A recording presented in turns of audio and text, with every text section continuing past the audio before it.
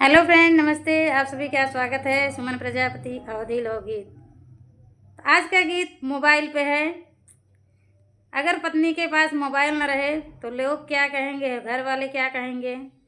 बातें भी करना ज़रूरी है। आप लोग सोचते हैं दिन रात हमारी बीवी फ़ोन पे हमसे अच्छी अच्छी बातें करे, तो मोबाइल भी ज़रूरी है।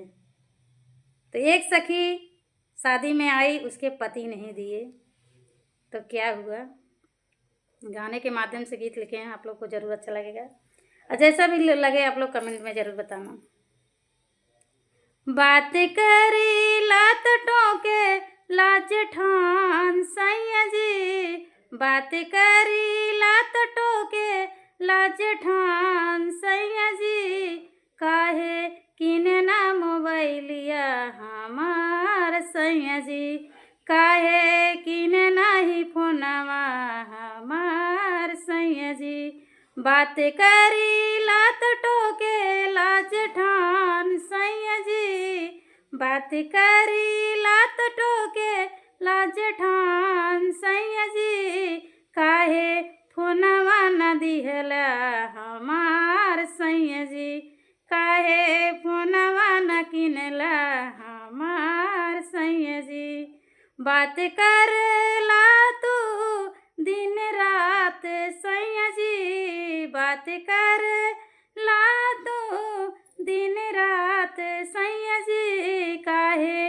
फोनवा न दिहला हमार सैया जी, काहे फोनवा न किनला हमार सैया जी, जाति करत होय हमसे तू प्यार सैया जी, जाति करत होय हमसे तू प्यार सैया जी, आज किनी दी है हम क्या तू फोन सैया जी, आज किनी दी है तू फोन सैया जी, बात करी लात टोके ला सासु सैया जी, बात करी लात टोके ला ननद सैया जी, काहे फोनवा न किनला हमार सैया जी, काहे फोनवा न किनला हमार सैया जी।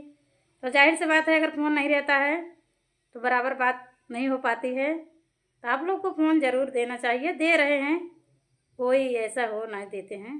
तो आप लोग को गीत कैसा लगा कमेंट में ज़रूर बताना।